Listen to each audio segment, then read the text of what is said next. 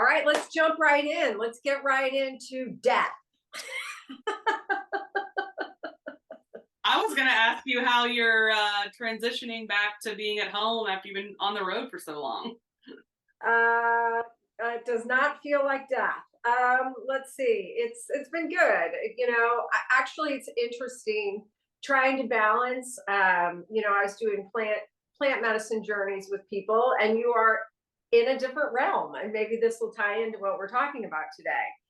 So, having the experience of working with people while I was in North Carolina, kind of a day on, day off, day on, day off.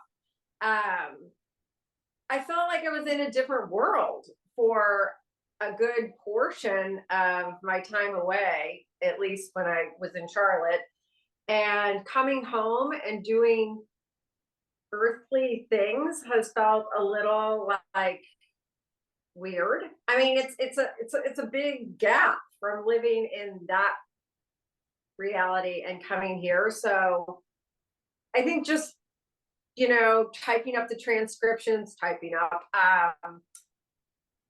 It was a good bridge for me because it allowed me to kind of revisit that magical place and time and then do something here with it. But now that I'm just kind of back to like, time to change the cat litter box and go to the grocery store and gee, it's getting chilly and bring my plants inside. It's like, it's fine. But I would be lying if I said I could do the mundane for the rest of my life.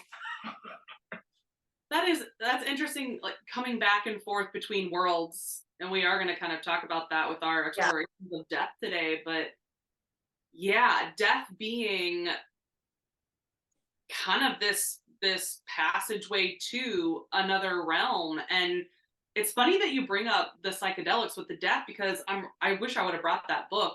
I'm reading this book called The Immortality Key, and basically this guy has done like 10 years of research about these ancient rituals in ancient Greece, Eleusinian mysteries before Jesus Christ ever arrived on the scene, using psychedelics as a way to die. It's a death of an ego. And there's actually this temple somewhere, an Eleusinian temple, with the motto across the door says, if you die before you die, you will never die. Yeah. So that concept that like psychedelics can bring us to the death of an ego, the death of like an old way of being or seeing the world, which then allows us to understand and come into our own discovery of our immortal souls. But when we're bebopping around at the grocery store, right, these realms they feel inaccessible. Right. So when you're spending time all day with someone who's in that experience, and when someone's in it, I kind of just go there with them, although I'm not using a psychedelic. But each person comes to. I happen to work with people that have the big C word or kind of some serious, scary health conditions. And the gift that I see time and time again with the psychedelic is that people get to come out the other side of that experience recognizing there's nothing to fear. Death is not real. There's an expiration of the body and the identification with the ego or the smaller self that I know as Julie. And but it's pretty, every single person gets to that point one way or another on the journey where it's like, oh, this isn't all there is. Oh, wow. So why do you think that is a common, people talk about it all the time, this common universal experience when you take a psychedelic, something like psilocybin or ayahuasca, you do have that, there's like a cracking open in your mind of, oh, the way I've seen death my whole life it's not the true, or at least not the whole story. Like, why do you think psychedelics help us get there? Well, I think this is not a scientific explanation, but I think as humans, we have been so, we have to use our linear brain, this linear task oriented brain to get from point A to point B. What are my goals and what are the steps that I take? And the longer we function in those very specific portions, parts, and pathways of the brain, we begin to lose ease of access to the parts of the brain that are able to bridge, the gap between earth and heaven, matter and mystic. I think the psychedelics just start to send a little bit of energy, wake up those parts and pathways of the brain that we just have laid dormant for so long. But prior to our kind of the limitations that society and our habits and all that is placed around the brain, we had that connection. I don't think there was such a loss of how much of this brain matter we're actually using. We don't spend time cultivating that mystical connection. But anyway, I do think the fear of the ego, it's a fear of the ego dying, and we live in the ego so much of the time.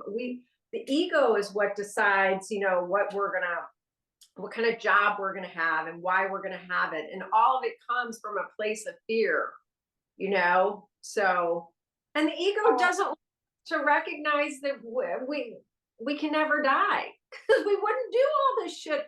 We wouldn't run around in fear. And the ego is necessary. The ego is working for us until it's not.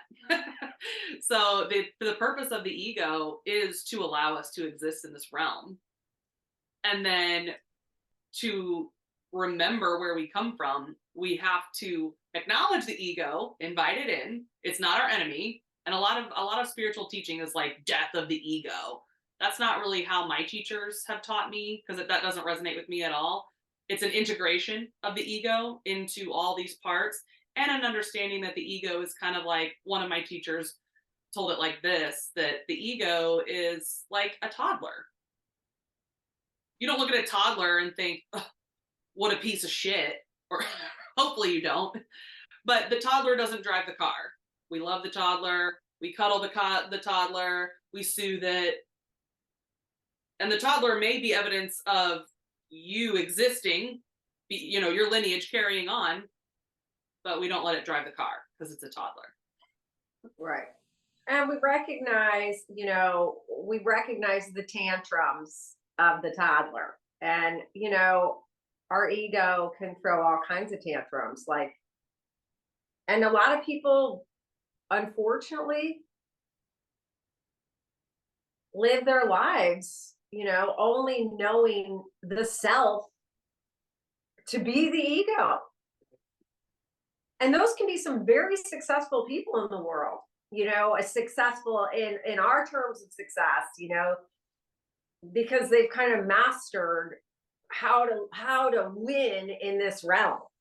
But those are the people that are most frightened of death. Yeah. Yeah. So if we look at a lot of our egoic tendencies, which might be the striving for achievement, even what is it? Judgment is an egoic tendency for sure. For me, my ego really comes out when I make sure I'm surrounded by the people that I want surrounded. Like, my ego likes to maybe create an us and a them that makes me feel very safe. That's how I was raised. So a lot of times you can recognize your ego, the fears that you're harboring when your ego comes out in relationships, typically. Good old relationships. That's how we see them. Yeah, jealousy is ego, right? I mean, I'm thinking of things that people around me might express that they struggle with. For me, it's busyness, like needing to stay busy and prove that I'm worthy and useful because I did all these things. I mean, that's ego. Yeah. So So when we go ahead. go. No transition. I was going to say. So let's bring it into death, but do your transition. So we're going to kind of explore death today, not just absolutely we're going to address in a physical sense because so much of our fears are rooted in an actual fear of death of the physical body. So we're going to look at where that comes from, particularly in the Western world. We have really lost our connection with what it means to celebrate death as just, life and death are the same energy expressed differently. Death has to occur for life to occur, and vice versa. So it's this beautiful cycle, the life, death, rebirth cycle that's shown in all of our ancient stories and the natural world. But particularly in the West, we're deeply disconnected from our comfort with that cycle. And we'll look at some reasons for that. Because also there's so many cultural funeral rituals that are absolute celebrations of life. And I've been to a few celebrations of life. Some felt more celebratory than others. They're not celebrations. It's still a deep mourning. And there's a time for that, right? But we'll look at some of the ways that other cultures celebrate the passage of life to death and really look at what it can mean for us to die before we die so that we will never die. And it sounds like such a riddle, but there's a freedom when you accept the nature of death. Well, and what would motivate one to do that?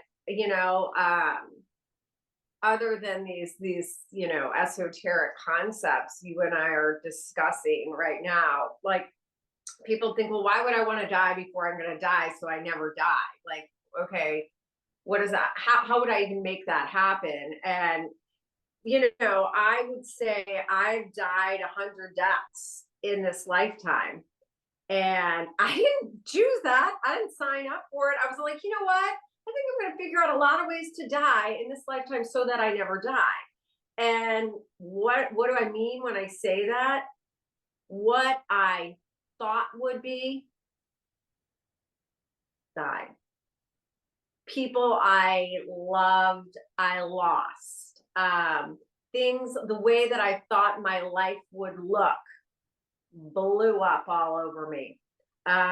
Feeling as if I can't be okay.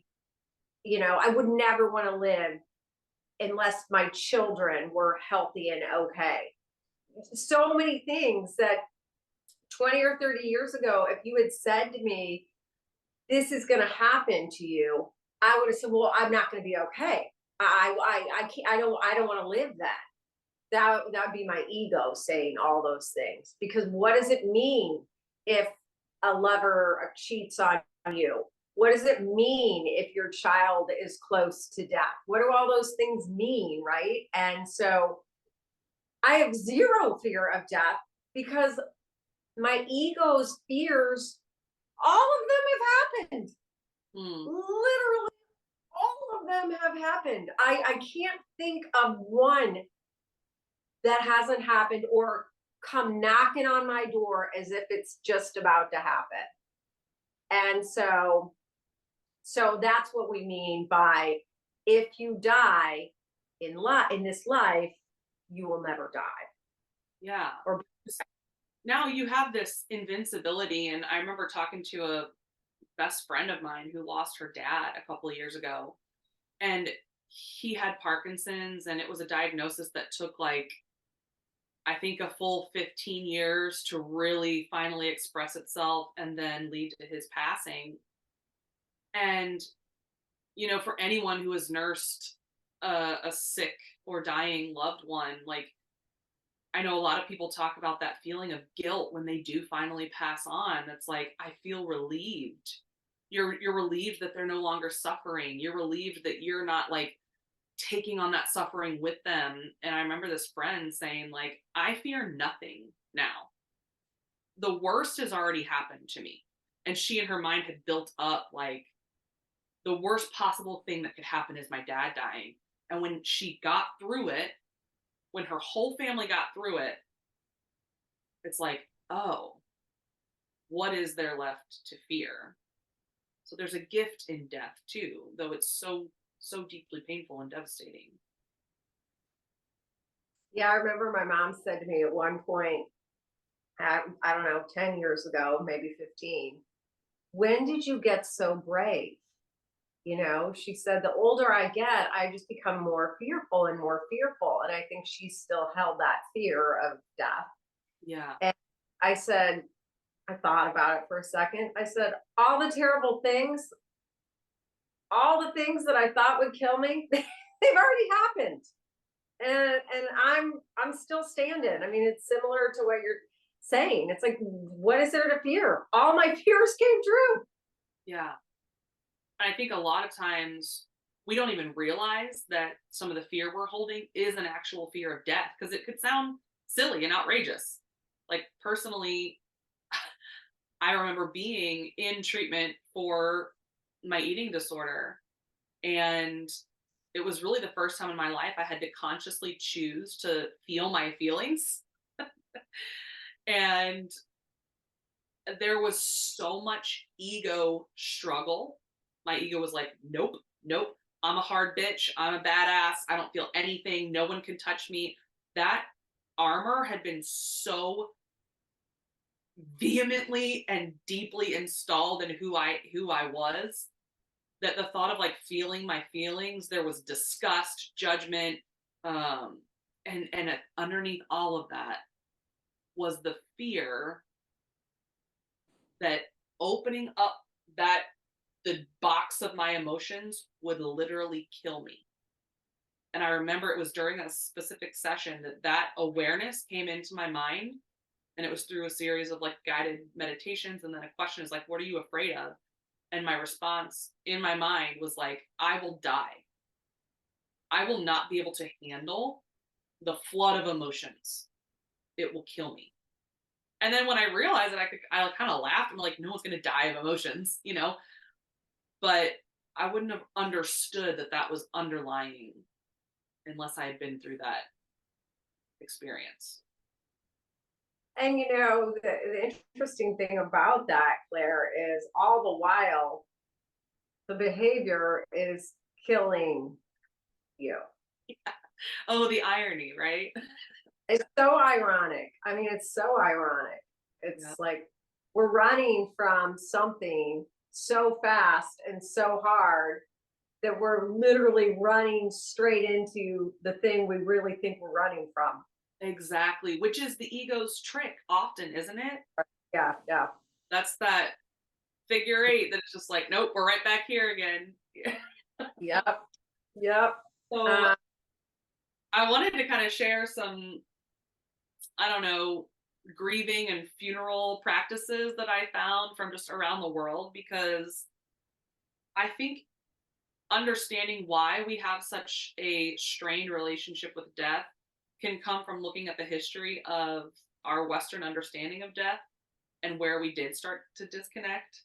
So if we think about some of the like personifications of death all throughout history, we've got like the Grim Reaper, which it's interesting in different cultures, death is either masculine or feminine. So I don't know, to you, does death have a gender? Does it feel one way or the other? When I feared death, it had a masculine energy. Now, as a more, I would call myself more enlightened than I was then. Not to say I've arrived at anything. No one mishear me. It's more feminine because it is.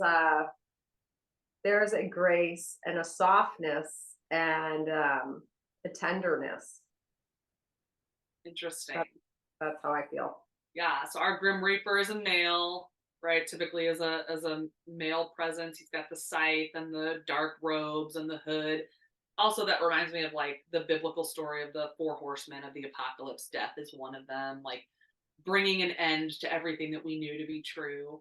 But then in different Latin cultures, all the words for death are feminine. So I found that to be super interesting. Then you think about the like Mexican Day of the Dead. It's this beautiful day of honoring ancestors. Tomorrow. Oh yeah, today is Halloween. Tomorrow is Day of the Dead. So Yeah. and they have a different concept of like you can die twice. One is your physical death, and the second is when your family forgets you. So that's Yeah. why they make these beautiful altars of remembrance for their loved ones who have passed and honor them. And then, I mean, it's interesting to me how communal the grieving, or at least the processing of death, is in so many cultures. Like Japanese Shinto periods of mourning, there's 20 different steps. It's very ritualistic. They wash, they sing certain songs, they offer certain blessings. You know, I think of like sitting Shiva in the Jewish tradition, um, which I particularly love that one because typically there's like a low chair that you're sitting in for 6 days as your community circles around the family, but the family gets to choose whether or not they want to engage with anyone. Which for friends, I personally have not experienced much death of a love, you know, of people who were close to me in my life, but friends who have gone through it, some of the worst parts for them is like having to show up at the funeral or the memorial service and like talk to people. And you know, for some people that can be an added pressure. So I just love that concept of Shiva. It's like, do if you want to, don't if you don't want to. Have you heard of the sky burials, the Tibetan sky burials? I have. Yes. Yes. Interesting, very interesting. So they believe a similar concept that the spirit leaves this empty vessel that's the body. The spirit has traveled on, it's immortal, it no longer exists here. So they chop the body up into parts and leave it on the top of a mountain as kind of an offering that the spirit has gone to the sky, but the body returns to the earth. So I thought that was, and apparently about 80% of Tibetans still choose this.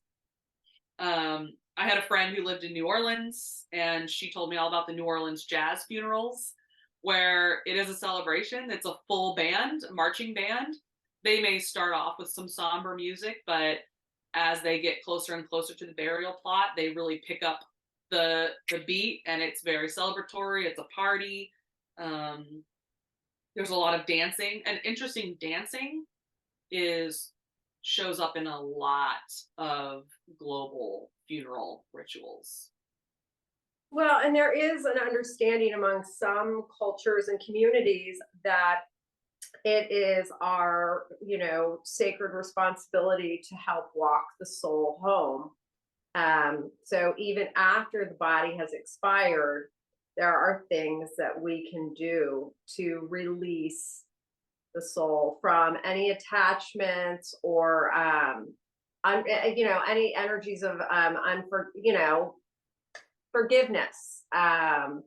You know, so that's a big, and dancing, what you said, dancing, and that reminds me of that, because we're moving energy, right? We're cutting through some of that density that surrounds the people that have just lost someone. And even, you know, I have had a lot of loss in, you know, my circle and my family, and I've spent time helping people transition, and the energy in the house, it is very heavy.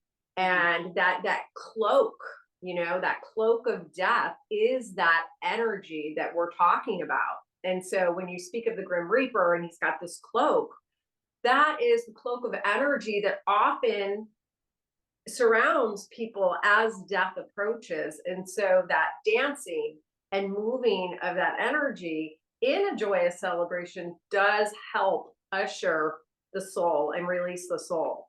Mm. And And maybe, like if you've ever been through a time where your heart just felt so heavy, you were grieving, you're mourning, and someone cracks a joke, and it's just this like bubbling up, this like releasing the valve of pressure. And I can't remember, someone famous said that laughter is the handmaiden of grief, and they do go hand in hand. And it reminds me that death isn't permanent. Death is part of a cycle. And yeah. And death is an illusion. I mean, death of this body, yes, there is a death of this body. There is not a death of the energetic expression that is the extension, I know, Julie, that comes from God. That is that part, energy never dies. It simply changes form. I mean, you think of water, right? Ice and gas, it evaporates. Energy is always just changing form. So yes, our body dies, but the we that is an expression of love just changes form. And we exist in so many different ways and means and dimensions that we just don't yet understand. And all we have to do is, we do understand this at a cellular soul level. We know this, but maybe our linear brain comes in, our logical thinking, our ego, right? So if we look at our most ancient of stories, those truths are embedded in those stories. Like the story of Persephone is one of my favorite. She's the daughter of the goddess of the earth, Demeter. And the Hades, the god of the underworld, falls in love with her. Demeter's like, hell no over my dead body. And so he steals Persephone one day, drags her down to the underworld, convinces her to stay and to fall in love. She eats the pomegranate, she stays there. But Demeter causes her grief is so deep at the loss of her daughter and her rage that she's like, you know what, Earth, you're cut off. So all the crops die, there's a drought, all the livestock die, the people die. And Zeus is like, oh shit, we got to do something. So they create this beautiful contract. Persephone stays in the underworld for 6 months of the year, and then she comes back to the surface for 6 months of the year. And that's when that's spring and summer, when everything's blooming, and then she goes back underground where she lives with her king. And so this is one of our most ancient of stories. And then the story of Jesus is the same way. They eat the fruit, death comes into the world, Jesus comes back, resurrects. I mean, all of these stories, we know this truth, but we forget. And we can say death is an illusion until someone you love dies. And then it's like, well, fuck, it's not an illusion. They're not here. But if we can remember. Well, and I've come to change my thoughts, of course, as we do over the years, hopefully. I look at my time here on earth that I've made a sacred contract, and there are some tasks and responsibilities and gifts to be received and bestow, and some cleaning up I have to do energetically from whatever other incarnations. And so when someone dies, I'm like, well played. Like, you earned your wings, man. Contract is fulfilled. Like, awesome. Like, that's amazing. And yes, will I miss laying eyes on their physical body and talking in this way that we understand it's the only way that we can commune with someone? That's not even true. And so I know some people might be like, well, not everybody gets messages or whatever, but you can, and your loved ones can speak to you, and they can show you signs. And after my dad died, that was long before I was, he died in 2005. I was not channeling anything, probably, except for a lot of problems and bad attitude, but maybe a little victim mentality too. But the things that happened after my dad died, I mean, it was clear that he was messaging I'm not going to get in all those stories, but it was like, he's talking. He's talking to me. Crazy things happened. And then years later, my husband's sister died. And at that point, I believed in, more than I had believed in before. And there were just orbs on every picture right after she died, but only when my husband was in the picture. She was like on him. Wow. And you could take the same picture in the same lighting and just have me and my sisters standing there. And why do we know it was the same lighting and all that? Because it was this Christmas display and we all stood under it, that night. And every time John was even sort of in the picture on the side, the orb was there. The orb was there. So if she was there, she was with him. And just because we can't see someone doesn't mean we're not still sharing a relationship with them. We just experience it differently. Yeah. Which is, it's challenging to say that to someone who's grieving, and maybe we don't say that to someone who's grieving. No, especially not at the beginning. Right. Because yes, I mean, I've lost both my parents. I've lost my best friend's husband. I lost like one of my closest friends. I just recently lost several cousins, and you don't say that right away. Like, well, you know what, their contract's up, so lucky them. And not to worry, they're gonna still chat with you. But there are ways to gently remind people, and whatever your faith is, the people that believe you go to heaven. And so, okay, it's like, well, or even just to say they're suffering. It's, the gratefulness that I feel, like you were talking about with your friend, when you truly love someone, you're ready to let them go because you see the pain and the suffering. And I've watched two of my kids suffer immensely. And I've definitely, one of my kids was recently in the ICU for 9 days. And of course you pray for full healing. But I don't want my kids to suffer. So if someone's been sick and they die and we truly love them, I feel like there's a sense of thank God they're not suffering in this body. It's the body that's expiring. It's the body that's breaking down. And hopefully in the process of that, the spirit remains intact.